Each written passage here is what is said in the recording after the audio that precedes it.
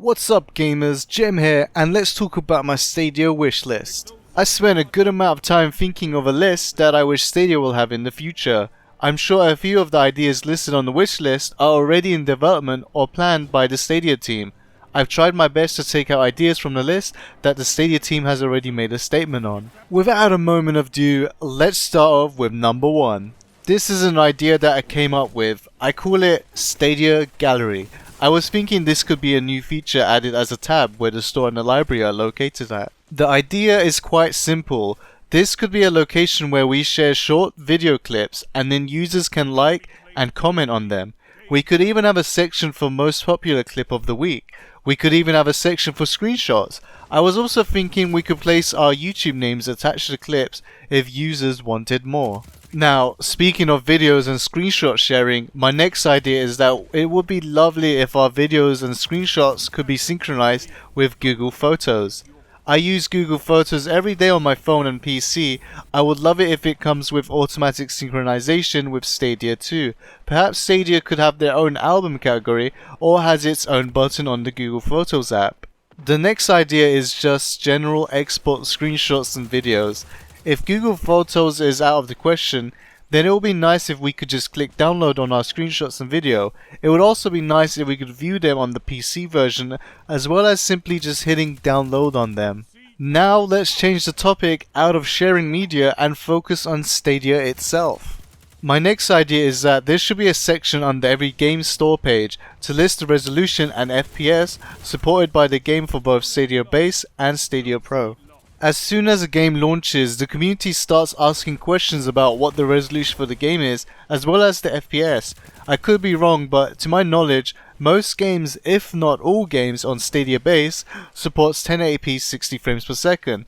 So with that in mind, I guess the store page idea is mainly for the Stadia Pro players. Speaking of FPS and resolutions, there should be an option on our Stadia settings that asks if we prioritize resolution or frames per second. For example, if I pick that I want FPS as the priority, then Stadia should give me the best resolution possible at 60 frames per second. Vice versa, if I chose the resolution option, then Stadia should give me the best resolution possible at 30 frames per second. I know we already have a setting for balanced and high quality, but I think high resolution and FPS would be a better and clear options to choose from instead. To add to this topic even further, my next idea is that we should have an indicator while we play to tell us what resolution and FPS we're playing at.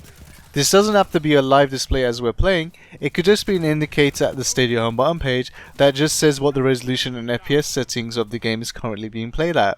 Now let's talk about the Stadia game updates. As much as I really like that Stadia keeps our games updated, it would be even better if there was an icon on our game library to show us that a game has been updated since we last played. To add to this, I would like an option to check out the changelogs at the Stadia library provided by the developers. Now, most developers usually just write things like fix game bugs and that's it. But hey, at least the feature's there and that's all I care about regarding game updates. Speaking of updates, games are not the only thing that gets updated. Yes, even Stadia gets updated. For the love of gaming, please provide a Stadia roadmap. I completely understand that Google and the Stadia team doesn't want to underpromise or underdeliver, whatever the term was. You can apologize when you need to delay something. This is hard to believe in the gaming industry, but we care about developer communication more than being underpromised. For example, you could perhaps release a roadmap that says wireless controller mode releases end of January, but then when it's nearing the end of January and you can't deliver, then just tell us, hey, unfortunately due to unforeseen circumstances, we delayed the wireless controller mode until mid-February. Thank you for your patience and sorry for the inconvenience. Boom! That's it. Already you just managed to get 100,000 Stadia Premier Edition orders just from that apology statement alone. Just kidding of course, but seriously I would absolutely love a roadmap for Stadia or any form of communication. Just a quick idea throwing here, how about a notification history area, where you can see a list of notifications such as achievements and what games have been updated. This next idea is something that I really want, especially after finding out how 4K high quality mode really works. I really want a 1440p resolution support for PC. Now, what I found out a few days ago is that you can't force a 4K high quality mode on a TV or monitor that is below 4K. Meaning, even when PC finally gets 4K support, my 1440p will still be playing at 1080p streaming. It's possible that Google will change the limit when 4K PC version releases, but at the moment, you can only play high quality mode if you have a 4K TV. To know if you're playing at 4K, you'll see a 4K indicator as well as your connection quality being labeled as excellent. Worst case scenario for me, I have already made a script for myself in preparation for this where my Windows 10 will switch to 4K mode with a click of a button and then launch the Stadia web app. I really hope I don't need to use this as it will be a hassle every time I want to play a game at a resolution higher than 1080p. Gifting! The joy of gifting games to others. Well, we can't because Stadia doesn't support gifting for games. So yeah, that's my next idea. Gifting. Moving on. Streaming with friends. Pretty much self-explanatory. I would like the ability to stream privately to my friends on the game I'm currently playing. Perhaps maybe allowing us to stream privately to the entire party chat. Next idea is something I covered in my previous videos regarding achievements. I love achievements and I love trying to get as much as I can because it allows me to experience everything the game has to offer, which I most likely would have not done. Unfortunately, the problem is that Stadia achievements have no value behind them. There's no achievement grades or scores or points or anything. It's very basic, just collect the achievement and that's it. So yeah, I would love to have an achievement score system of any kind. Another thing that we can't do with achievements is that we can't compare with our friends. I'd like the option to compare my achievements with my friends. Also, a cool feature from PS4 and Steam, they show us which achievements are rare based on the percentage of users who own the game and collected that achievement. For example, on Steam, I believe it was 10%. Any achievement below 10% has a golden glow aura around that achievement. I really like that and it just adds a little something, you know? This is probably very unlikely to happen, but I think it would be nice if we could make our own virtual avatars, similar to how we can create our own Nintendo Miis.